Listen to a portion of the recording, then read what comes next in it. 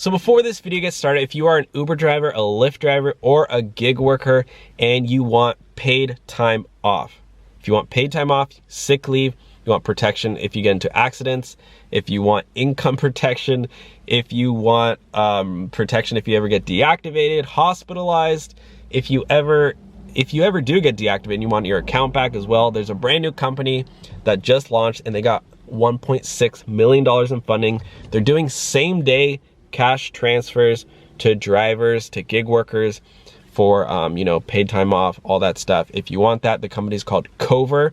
And if you use my link down below, you get 30 days for free. It does start at $7 a month. But again, if you use my link, you get 30 days for free. No commitments, no annual contracts. You can cancel and pause at any time. The company's called Cover. At least check it out. At least click my link down below and accept that gift of 30 days for free. And now let's get on to the video. Hello everyone, how's it going? Welcome back to the Rideshare Hub. My name's Dylan. Thank you so much for coming by.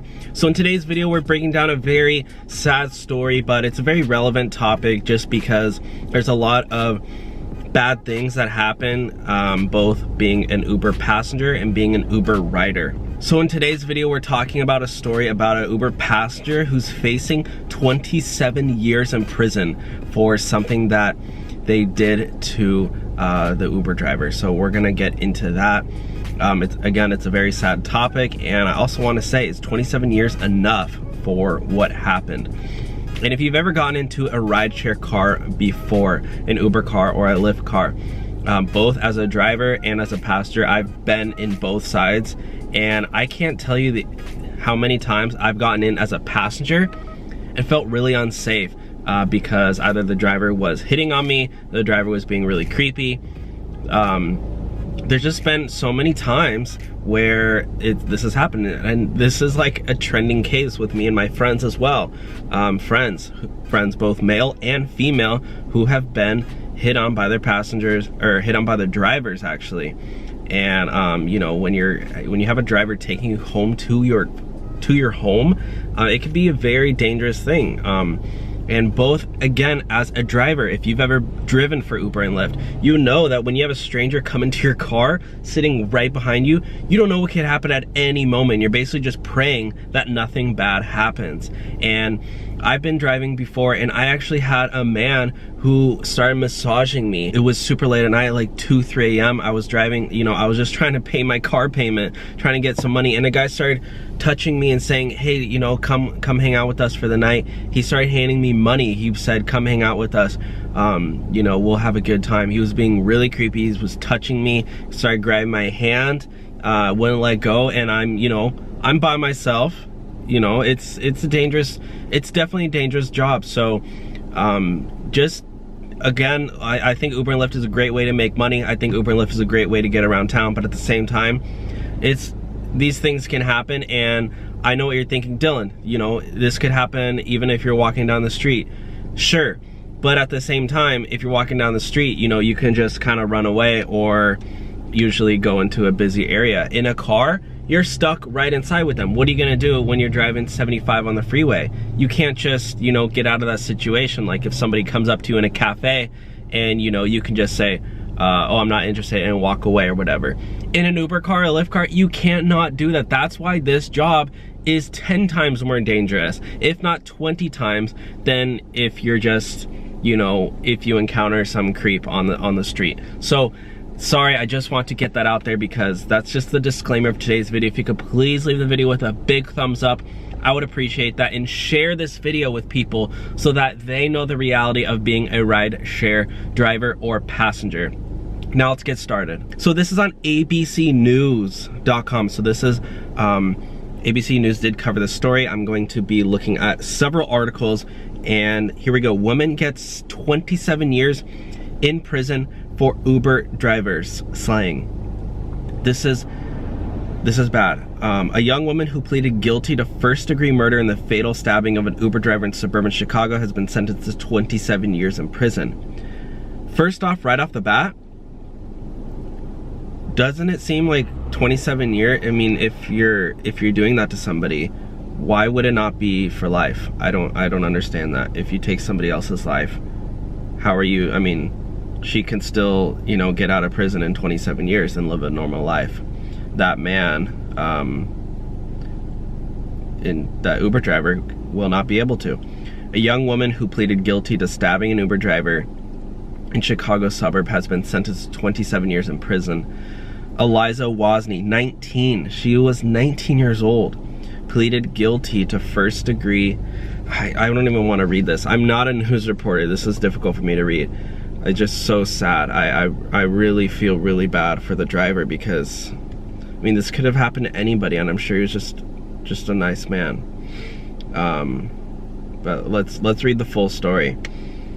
Grant Nelson, 34 years old, a very young man, picked up so the person was 16 years old, so I guess that's why it was 27 years. Okay, let's keep reading. A few blocks from a Walmart in the Chicago suburb. I mean, I don't know if it was it a self-defense thing? I mean, what causes that at all? She attacked Nelson of Wilmot without provocation. So I guess it was just random, using a knife and a machete that she had stolen from the store. So she went into a Walmart. Okay, this person must not have been in a mentally sound state. They went to a Walmart, stole a knife and a machete, took an Uber. I don't even know how she was able to order the ride because she was under 18, and you're not allowed to have an Uber account if you're under 18. I don't know if she was using her mom's account or if she had her mom. I mean, if you're an Uber driver, you know you've had ride requests from people under 18. I can almost guarantee you that. I can't count the number of times. It's over 20 times, 30 times, where I've pulled up and it was like a 7-year-old kid there. I gotten rides picked up from an elementary school before. The parents don't care anymore. They'll just, I shouldn't put everybody in a box, but a lot of parents, they don't care. They just order a ride for the kid, you know? And then I had that kid and I said, hey dude, I can't pick you up. You need to tell your mom to cancel the ride.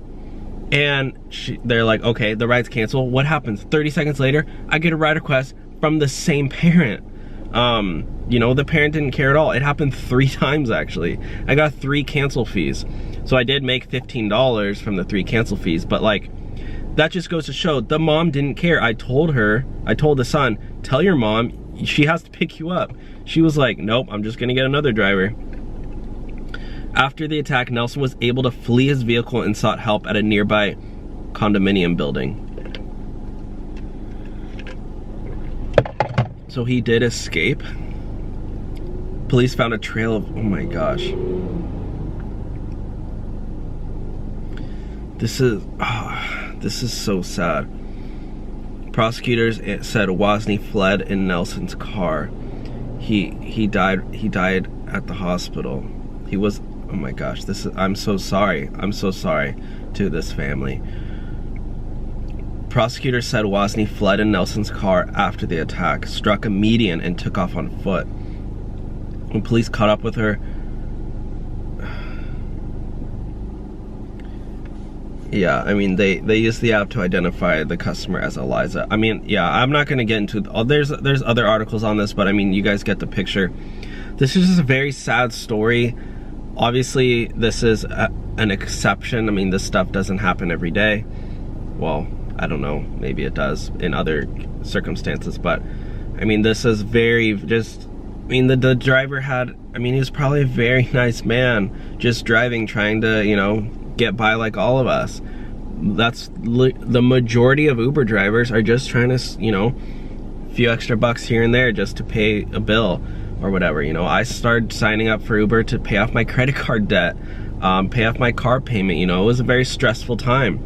I know so many people who drive it just for extra side cash. They use the money, they invest in the stock market. I mean, I don't know this guy's story, but it's just very sad. So if you are an Uber driver, a Lyft driver, and you ever do get hospitalized, you can get your income replaced with Cover. I'm gonna include that down below because I think this is related in a sense that if you ever are in a situation where you do get injured on the job, God forbid, you can still get your income replaced with Cover. Also, if you ever get deactivated, temporarily deactivated. This is just a really sad story. Sorry, I'm a little fumbling over my words, but thank you all for watching today's video, and I will talk to you guys soon. Again, please hit the thumbs up button.